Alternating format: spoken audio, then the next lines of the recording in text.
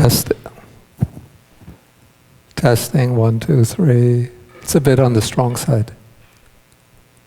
Just a little bit lower, not too much.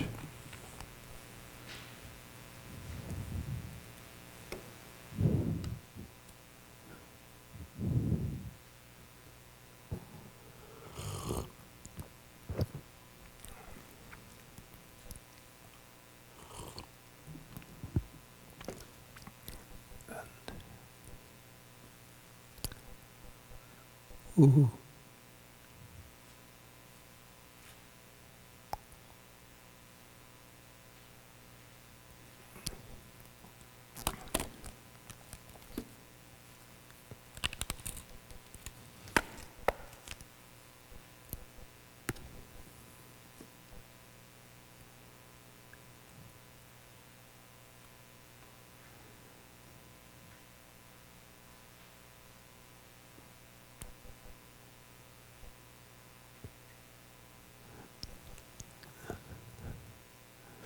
Can you check to see that this is properly plugged in?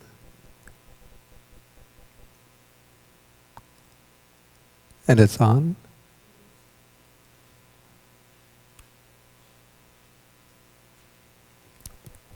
It gave a message. It said, please power off. I don't know why it would give that message.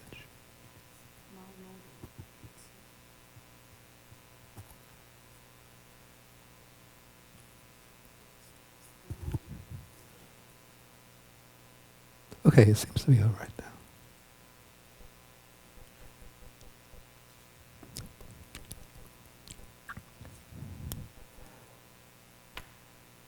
now. Okay, we'll start with homage, homage to the Buddha. Namo tassa bhagavato arahato samma sambuddhassa.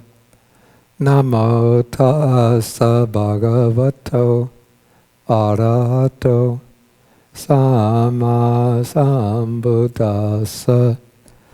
Namo tassa bhagavato arahato samma sambuddhassa. And today is May 18th, 2003. Okay, welcome back everybody who is coming back after a long time. I think we had our last class was middle of December, so it's been about 5 months. Okay, and we are continuing with the reading of the Majjhima Nikaya, and now we are into the chapter called the Brahmana Vagga, the chapter dealing with the Brahmins, and we're about to start on Sutta number 95. This is called the Canki Sutta. It's a discourse focused around or involving a Brahmin by the name of Canki. And you know, if you don't know the Pali alphabet and you look at the spelling, you don't know how to pronounce this. You think it might be Canki.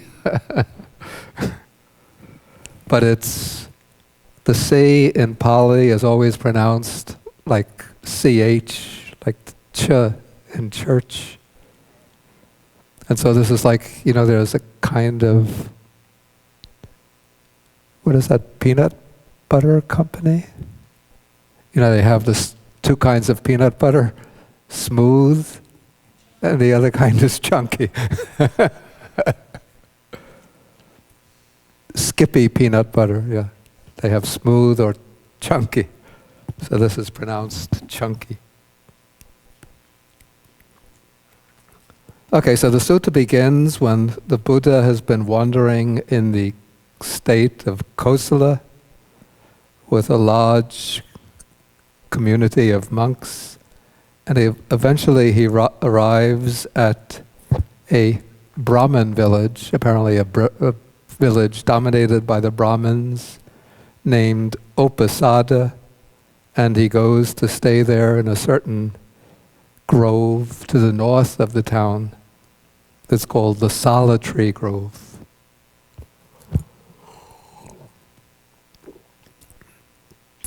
Okay, and then the text explains that on that occasion, the Brahmin named Canki was ruling over Uposatha, which is a crown property that had been abounding in living beings, probably deer and rabbits and other animals, rich in grasslands, woodlands, waterways, and grain.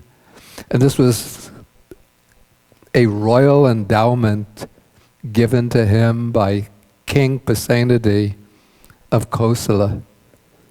So Pasenadi was the king of Kosala, and Pasenadi was also a devoted lay disciple of the Buddha. And if you know, familiar with the text, you know that the Buddha also had his main monastery in the capital of the state of Kosala, the capital of Savatthi. Okay, so the text continues and it says that the Brahmin householders of Uposatha heard that the recluse Gautama, who is reputed to be an arahat, perfectly enlightened, and so on, is now dwelling at Uposatha, and so they decide to go to see him. And so we have the scene where the Brahmin householders of Uposatha have set out in groups, and they're going to the north of the city, towards the grove where the Buddha is staying. Okay, now the text continues and tells us that the the Brahmin Canki, at the time when all the people are going up to the north to see the Buddha, the Brahmin Canki had retired to the upper story of his palace for his midday rest, and then he sees the Brahmin householders moving up to the north, and then he inquires from one of his attendants, his minister. He says, "Why are so many of these Brahmin householders setting out from the town and moving north in the direction of the Solitary Grove?"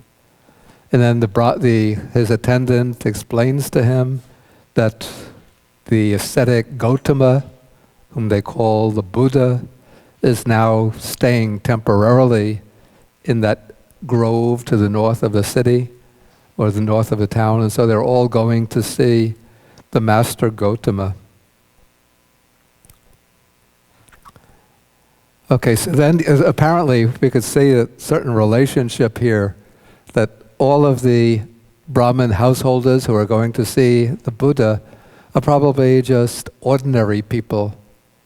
You know, maybe even though they're from the Brahmin class, but they're probably just what we would call working class folk, people who just perform the routine Brahmin duties. Or maybe even they're just ordinary householders who are presided over by particular Brahmins.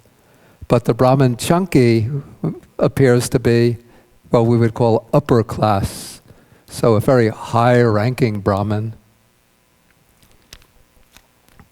And he is said to live in a mansion or a palace. He has attendants, and apparently he doesn't know everything that's going on, whereas the ordinary Brahmins are sort of hipper to what's going on in the town.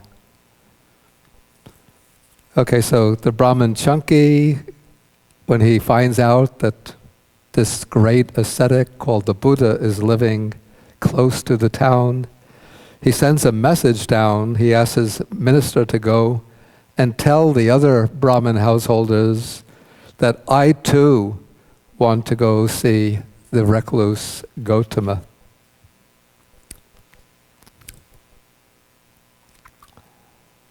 Okay, now the text tells us, we go over to the next page, that on this occasion, 500 Brahmins from various states were staying at Uposatha on some business.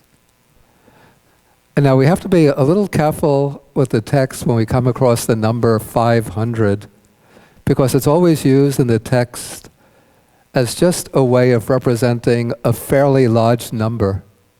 So we can't always believe that when the text uses the number 500, that it means that if you were to go counting, you would find that there were 500 Brahmins staying there. Like if, 1,000 years from now, when it's said that Bhikkhu Bodhi was giving a class on the Majjhima Nikaya at Chuang Monastery, it says, on that occasion, Bhikkhu Bodhi was teaching the Majjhima Nikaya to 500 students. And somebody had a photograph and was checking, saying, where are they all hiding? Maybe they're hiding some of these students who are there, or have other students hidden in their pockets. Okay, so 500 just means, a fairly large number.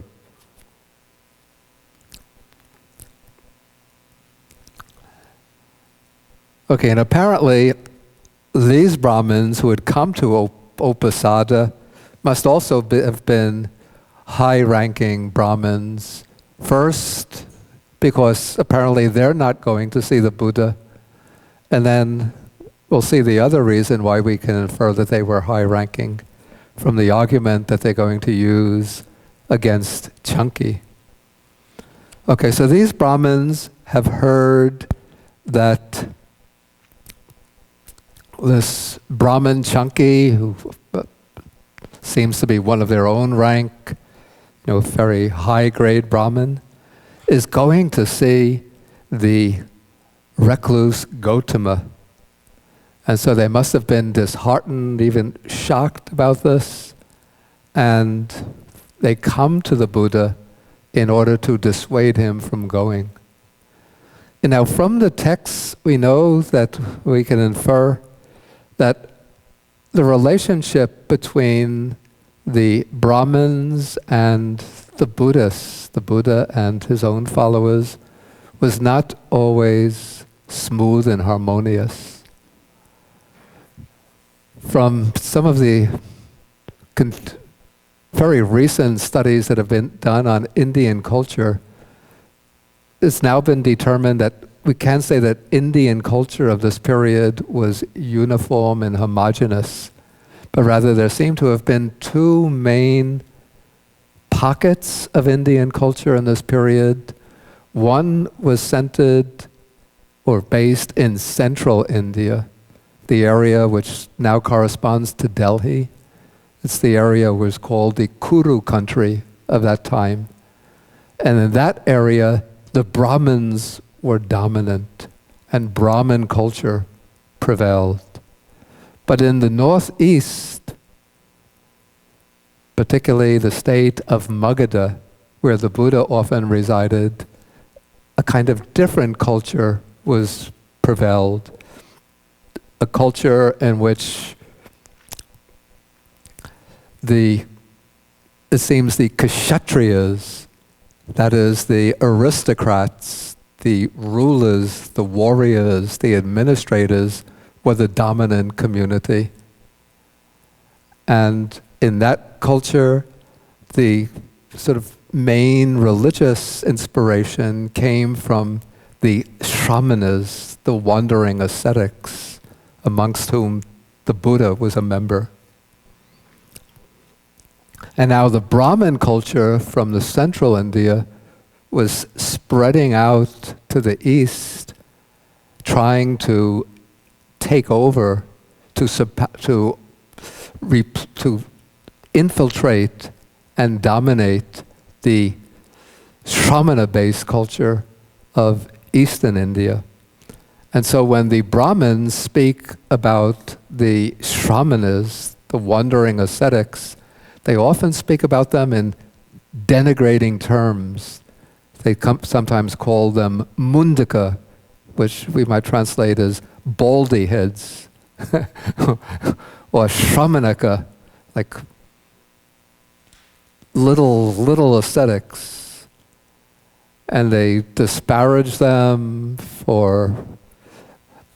primarily because they reject the authority of the Vedas, the sacred text of the Brahmins, and they don't acknowledge the superiority of the Brahmins.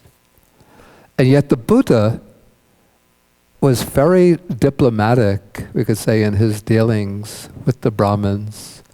On the one hand, he rejected some of the main claims of the Brahmins. He didn't recognize the authority of the Vedas. He didn't recognize the superiority of the Brahmins. He didn't agree that people of different social classes had different spiritual capacities.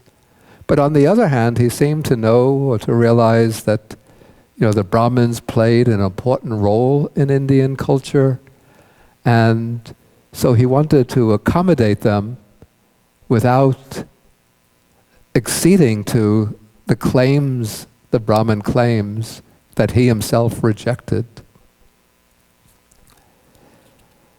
Okay, so in some texts, we see the Buddha taking the word Brahman and then investing it with a new meaning, a meaning which is perhaps intended to capture the original significance of the word Brahman.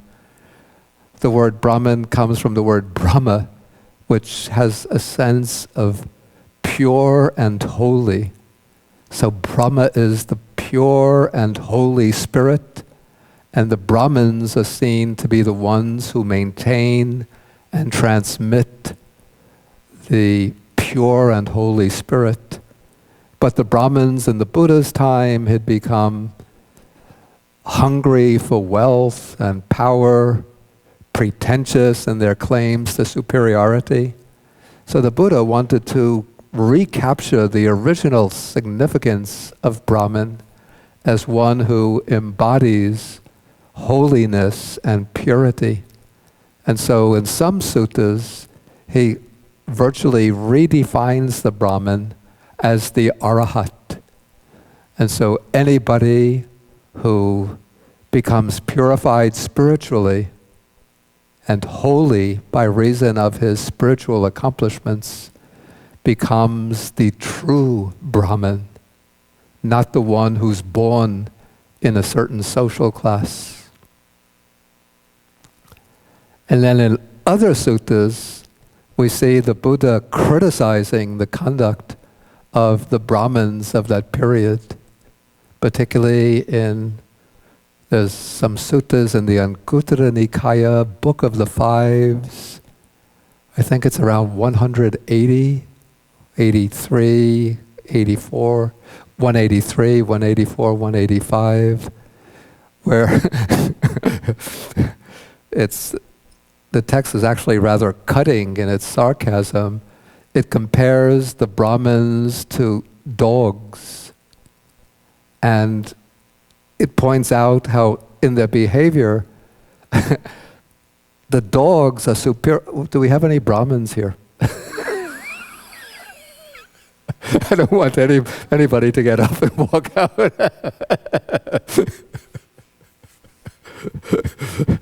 Well, it speaks about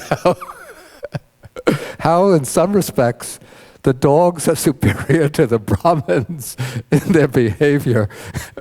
Like it says that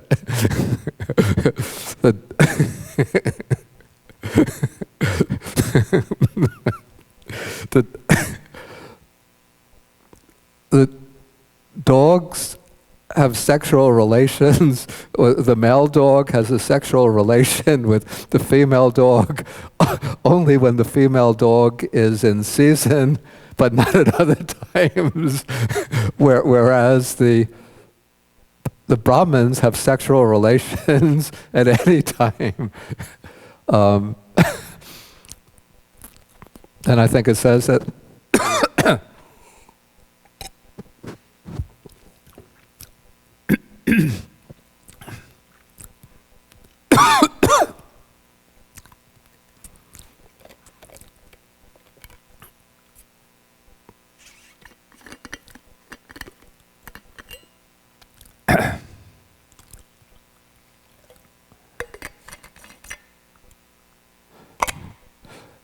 Yeah, it says that the dog, the dogs,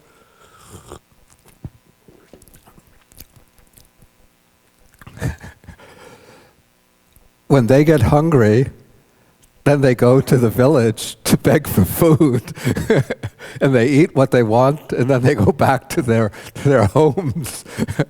They don't store up any food, but the Brahmins go begging for food, and then they get much more food than they need. Then they go back and they store up their food.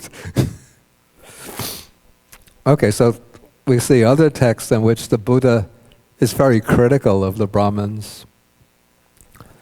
And we see in this text that the Buddha is going to use a kind of middle way approach of, trying to speak politely, courteously to the Brahmins, but also to criticize them on certain key claims that the Brahmins have about their own teaching.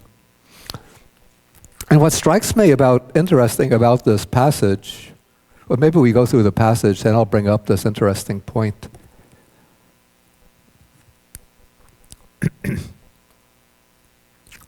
Okay, we're coming back now to this situation where the visiting Brahmins from out of state have heard that Canki, their colleague, is planning to go up to the north to see the Buddha. And so they come to him, they ask him whether it's true, he says that it's true, and now they're going to start with a long argument trying to convince Canki not to go see the Buddha. But rather they're going to argue that there are other reasons why the Buddha should come to see you. And in coming to see, it means not just to visit, but in a sense to pay respects. Okay, so the Brahmins launch into their argument. I'm in section 8 now, so that they say, do not go to see the recluse Gotama. It isn't proper for you to go see the recluse Gotama. Rather, Gotama should come to see you. And now he's giving the reasons. For you, sir, are well born on both sides of pure maternal and paternal descent, 7 generations back, unassailable and impeccable in respect of birth. And you see the Brahmins, they give a lot of attention to family background. In order to be worthy of respect, you have to come from, in their view, to have parents, mother and father, who are both unadulterated Brahmins going back at least 7 generations. Okay, so this is, we say, the first reason, the reason based upon birth or family lineage. The second reason, you, sir, are rich with great wealth and great possessions. So, the Brahman viewpoint is almost quite materialistic. Whoever has the most wealth is the most worthy of respect. Whereas originally the Brahmins were to be living lives of partial renunciation, and it's still a value cherished by the Brahmins. But the Brahmins, because they maintained the Vedas, the sacred texts of ancient India, and the recitation of or performance of the Vedic rituals was considered essential for maintaining the order of the cosmos. So the kings and rulers, they would have the regular ceremonies performed in their states in order to, in their view, to preserve the well-being of the nation. And they had to rely on the Brahmins and invite the Brahmins to perform the sacred rituals. And in return, everything is based on exchange. So in return for the performance of the rituals, the kings and other aristocrats would give money, land, and cattle and other benefits to the Brahmins. And so the Brahmins could become very rich, wealthy landowners.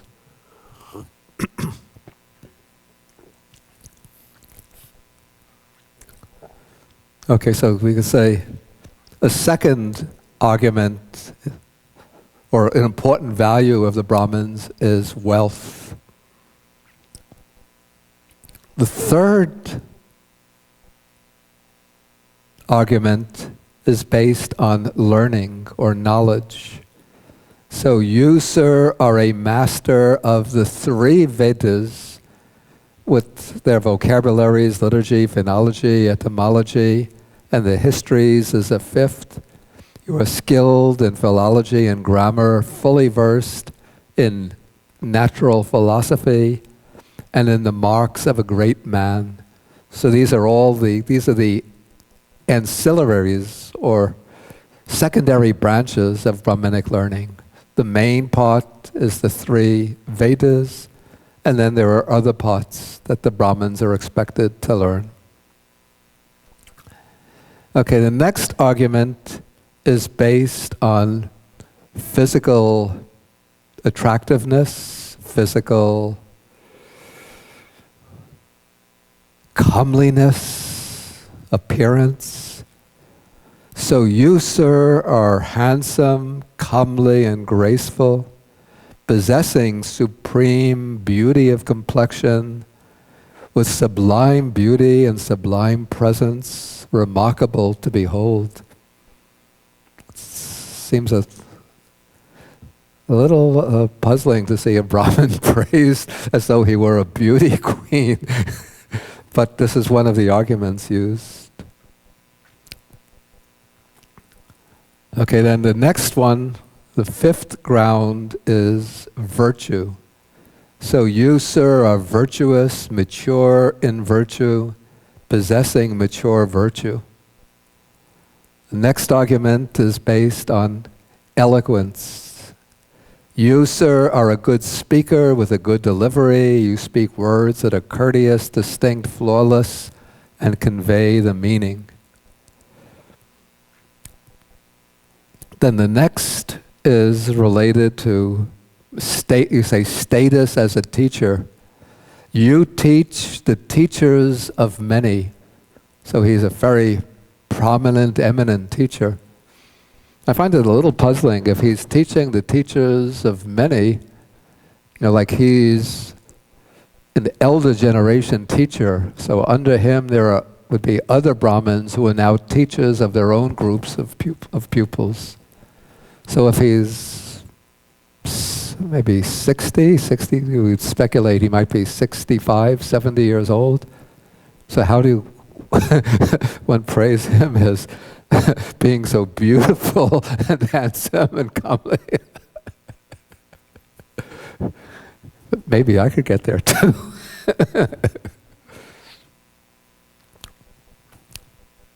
Okay, so he teaches the teachers of many. And then the next argument is based on, you could say, esteem and honor. So you are honored, respected, revered, venerated, and esteemed by King Pasenadi of Kosala, by another elder Brahmin named Pokarasati. Okay, so this is based on esteem. And then the next argument is based on property. This is related to the possession of wealth. So you rule over Upasada, the crown property given to you by King Pasenadi of Kosala. So for all of these reasons, you shouldn't go to see the recluse Gautama, but the recluse Gautama should come to see you. So if we look at these reasons, we could see that some are superficial and some might be like authentic religious or spiritual values. Let's go through them. Birth or family lineage, would that be spiritual or superficial? Yeah, superficial. Wealth, superficial. I should hope so. Learning, it seems learning could be a middle ground, depending on whether it's just, intellectual knowledge or whether it's used. Physical beauty,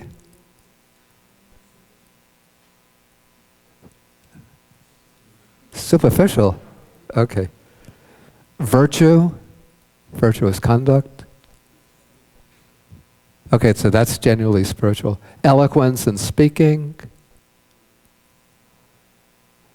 It's, middle ground. It could swing either way. Okay, having a lot of students. I think that could swing either way. Being honored, revered, respected. Yeah, it seems it could go either way. But let's say that there's nothing intrinsic in that, but it depends on what one is being revered and respected for. And then property, having crown properties. Spiritual or superficial? Okay, superficial. Okay, so the visiting Brahmins give all of these arguments why the Buddha should come to see Canki. But now Canki, the Brahmin Canki, replies to the Brahmins, and he says, now listen to me, why it is proper for me to go see Master Gautama, that's the Buddha, and why Master Gautama shouldn't come to see me. Okay, since Canki is a Brahmin, he's going to, consent to some of the Brahminic arguments. So he says the recluse Gautama is well born on both sides of pure descent, maternal and paternal through 7 generations. So the Buddha isn't a Brahmin, but he's from a pure Kshatriya descent. And so the Brahmins, even though they claim to be superior to the Kshatriyas, but they still had a high regard for the Kshatriyas. Okay, so this is the first reason. Okay, now, and that's something that both the Brahmins and the Buddha have in common. Pure family lineage. But now comes a difference. The recluse Gautama went forth abandoning much gold and bullion stored away in vaults and in lofts. So now what is the virtue that's being praised here in the Buddha? In one word? Speak up. Exactly, renunciation. But, if he just was living an ordinary, just like an ordinary householder with maybe a house, a little plot of land, struggling by on a moderate income, and he renounced nothing special, but he comes from a very wealthy, aristocratic family, even according to legend, the son of a king. So he gave up much gold and wealth stored away. Okay, next, the recluse Gautama went forth into homelessness while still young, a black-haired young man endowed with the blessing of youth in the prime of life. So again, this is renunciation, but here, what's being indicated is, you see, amongst the Brahmins, or at least in theory, there was a kind of theory that the Brahmin should study with a teacher up till the age of 24. At the age of 24, he leaves his teacher. Then he has the option, which almost all took with a few exceptions, to marry and start a family. from the age 24 to the age, I think, of 48. They live the family life. Then at 48, one becomes what's called a vanaprastha. One sets out for the woods. That is, one could go with one's wife. The children now go off. They're on their own. And one lives a very simple life on the edge of the woods, devoting oneself to, again, to more religious study and more religious practices from 48 until 62, something like that. Then at the age of 62 or so, or 64, then one gives up everything and becomes what they call sannyasi, or paribhajika, a wandering ascetic. So, the idea is that when you get to be old, that's the time for renunciation. But when you're a young man in the prime of life, you don't think of renunciation, but you think of first, you study, then after finishing your studies, then you get married, have kids, and as a Brahmin, you would perform the Brahminic services. Of course, even amongst the Brahmins, very, very few passed the second stage and went on to the third and fourth stage, the stage of partial renunciation and complete renunciation. Rather, they just continued to live as householders. So the fact that the ascetic Gautama, at the age of 29, gave up the household life, in the prime of life, to become an ascetic, that's something that at least this Brahmin, Canki, admires. Okay, and then when the recluse Gautama went forth into homelessness, he did so while it says his mother and father wished otherwise and wept with tearful faces. Sometimes this makes one a little sad, and people can say, especially also the Buddha had a wife and child, so we say, how can he do that? But because he came from a wealthy family, that the wife and child were well provided for, and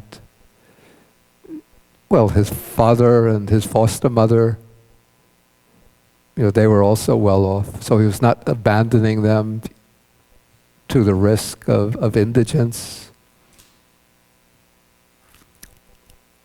Again, so all of these are illustrating the strength of his renunciation. Okay, going on now. Again, we have the appeal to beauty. The recluse Gautama is handsome, comely, graceful, etc., possessing sublime beauty and presence remarkable to behold. So, we read that the Buddha had what's called the 32 marks of the great man.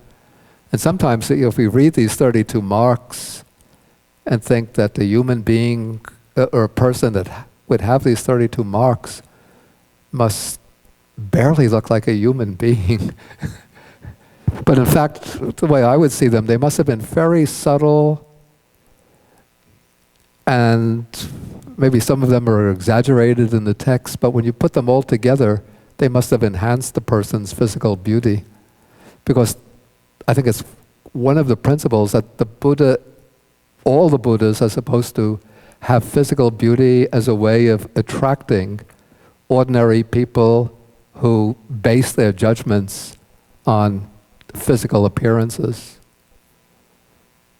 Not that the Buddha is trying to attract, women like a movie actor or a rock star or sports star, or trying to attract, gay men who might be attracted to him, but rather, people base their opinions or assessments to some extent on physical appearances. So the Buddha cultivates these virtues which will come to fruition in a beautiful appearance as a way of attracting beings. Okay, so this is the argument based on virtue. Next is the argument based on skill, on eloquence, skill as a speaker, that the recluse Gotama is a good speaker with good delivery, and so on. Then comes the argument based on his entourage or students, that he's a teacher of the teachers of many. So these are things that the Buddha has in common with the Brahmins. And then comes an argument that certainly goes against the Brahmins, that the recluse Gotama is free from sensual lust and without personal vanity.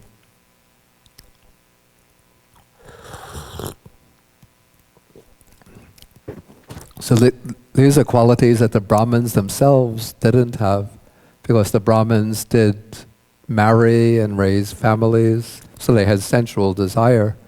And some of them, according to the texts, the Buddhist texts that are critical of the Brahmins, point out how the Brahmins were not even satisfied. I think this comes maybe in the sutta about the dogs, though I might be wrong about this, but I think the argument goes that when a dog takes a partner dog, it remains faithful to that partner dog. But now the Brahmins can't even remain faithful to their own wife, but they have to get many concubines as well.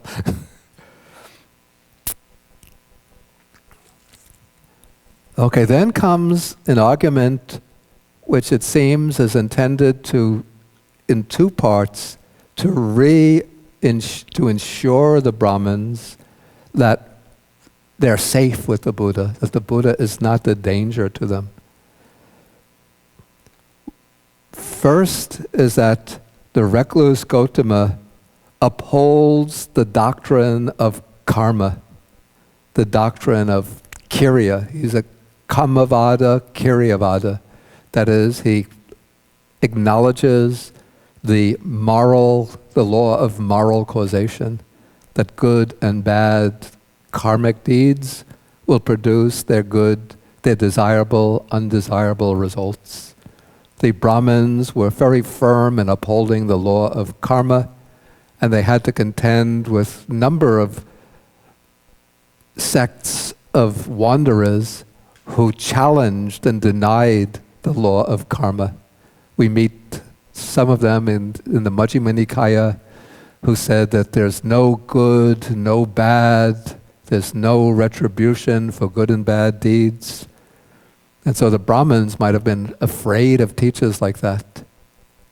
So the Brahmin Canki wants to assure his colleagues that the Buddha is not going to undermine the teaching of karma. And so he also says, then the second part is that the Buddha doesn't seek any harm for the lineage of the Brahmins.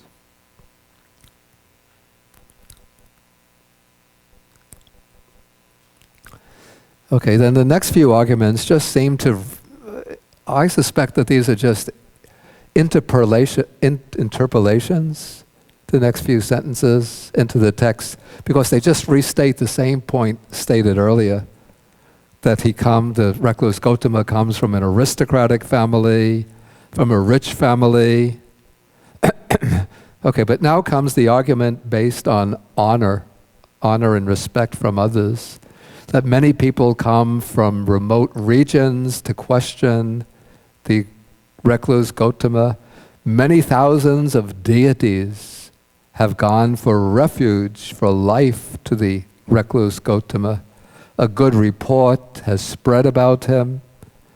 And then the recluse Gotama possesses the 32 marks of a great man. Then King Bimbisara has gone for refuge to the recluse Gotama. King Pasenadi has gone for refuge to him. Brahman Pokarasati has gone for refuge to him. Okay, and so he piles on all of these arguments, and then he uses finally an argument based on simple courtesy, that here I'm at the top of page 778, the recluse Gotama has arrived in Uposatha, and he's living to the north of the town. Now, any recluses or Brahmins that come to our town are our guests, and guests should be honored, respected, revered, and venerated by us. This is a very firm principle in Indian culture, that they say that the guest to your home should be regarded as a deva, like a god, and should be treated with kindness, consideration, hospitality. You know, we say, like, what's mine is yours. But we have to be careful. Certain guests will say, okay, you say what is yours is mine, get out, I'm taking over your house.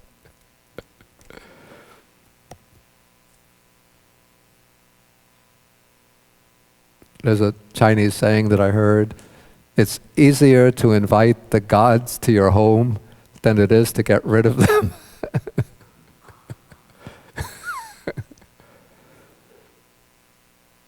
Okay, so first, Canki is laying down this general principle, and then he's applying it to the specific case.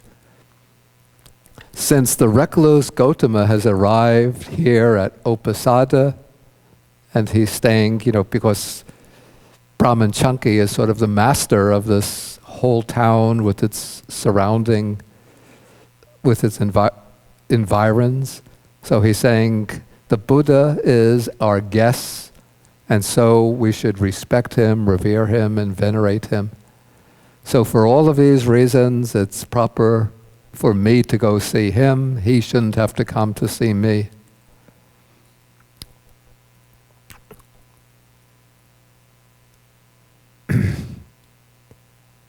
Okay, then the Brahman Canki adds another few sentences which are going to build up and intensify his praise of the Buddha.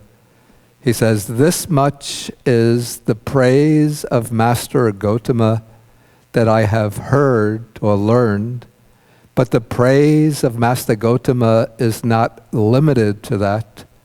For the praise of Master Gotama is immeasurable.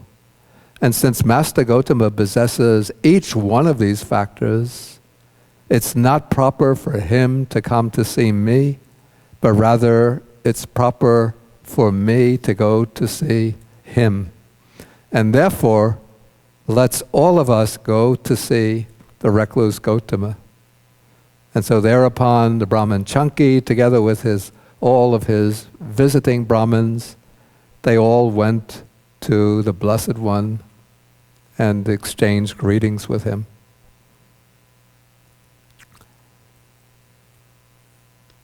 Okay, in the rest of the sutta is called the Canki Sutta. But if you've read the rest of the sutta, you see that the Brahman Canki is not really mentioned. He just is mentioned on one occasion, but for the rest he just drops out of the sutta.